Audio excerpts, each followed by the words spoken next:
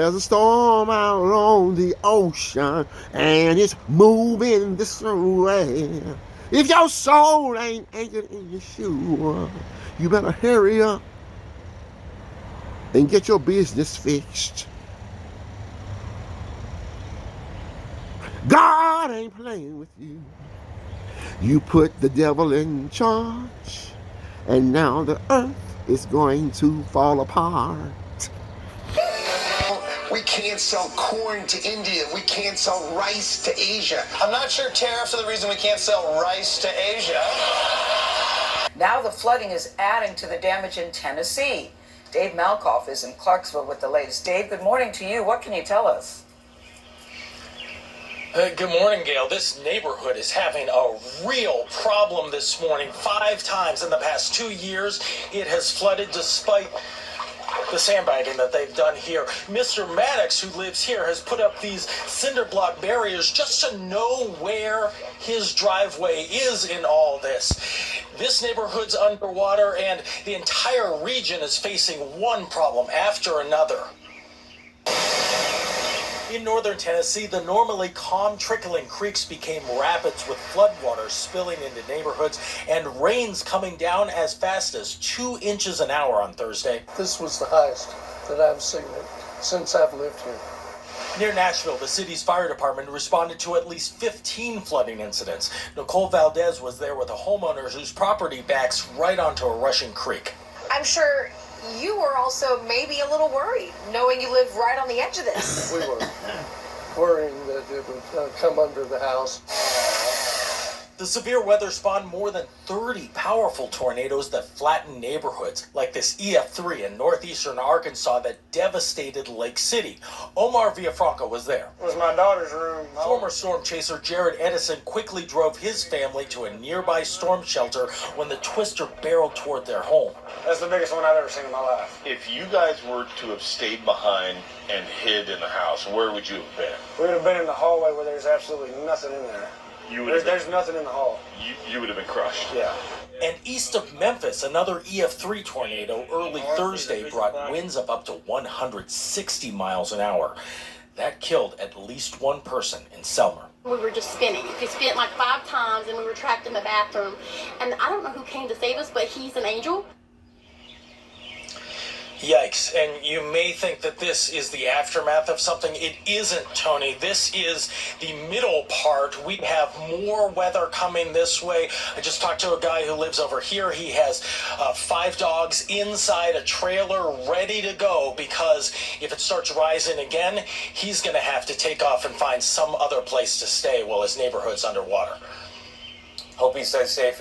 You do as well, Dave. Thank you very much. Dramatic pictures there in Tennessee. Meteorologist Kate Bilo at CBS News Philadelphia is watching the big storms on the way. Kate, good morning. All right, so who needs to worry now the most? Good.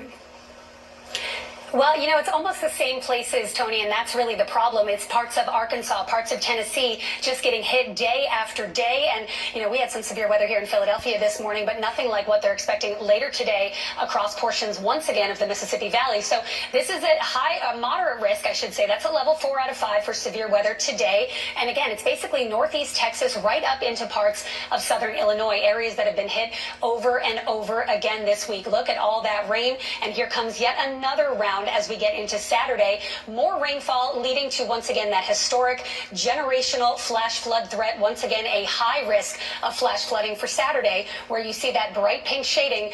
Again, portions of Illinois, Tennessee, Missouri, and down into Arkansas and northeast Texas. We'll be monitoring that as we head through the weekend. Vlad, I'll send it over to you. All right, Kate, thank you very much. Appreciate it. This morning announced retaliatory tariffs of 34% on all U.S. goods. Yesterday, the markets suffered their worst day since the start of the pandemic in March 2020. A lot of U.S. industries are also under pressure, including farmers. Weijia Jiang has more on this from near Mar-a-Lago, where the president is spending the weekend. Weijia, good morning. Good morning, Vlad. Good morning to everybody. President Trump says those spiraling markets were to be expected, and he is not changing course. In fact, Trump says more tariffs are on the way for things like pharmaceuticals and computer chips. But he also left the door open for some deal making with other countries. As U.S. stocks plummeted, President Trump's optimism soared. The markets are going to boom, the stock is going to boom, the country's going to boom. But the world had a different reaction to Trump's tariffs that will soon kick in for most countries. 坚决反对。 Trading partners, including China and the EU, are vowing to retaliate if the tariffs go into effect next week as planned. Let's be clear-eyed about the immense consequences.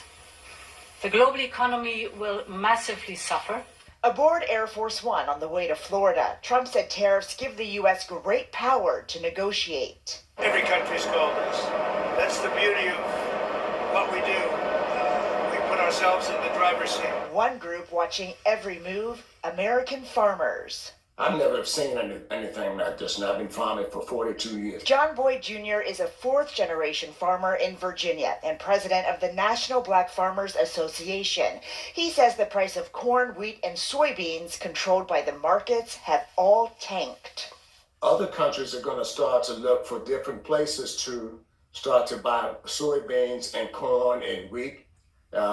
Brazil is right behind us in production. President Trump insists that these actions are his way of standing up for farmers and ranchers. It's not. I think it's a very sad situation that farmers are the ones who have put him in office, and we are the ones who are taking the hit. Here's the Secretary of Agriculture's message to them.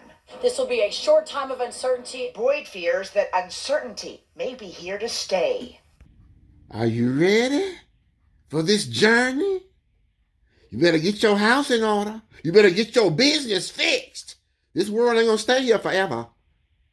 It's gonna start over. This one coming to an end. Right here in the age of Aquarius. We're gonna start it over, baby. A new frequency. You better get yourself on a new frequency. That old age of Pisces is gone, child. You better get yourself on a new frequency. We in the age of Aquarius now, child.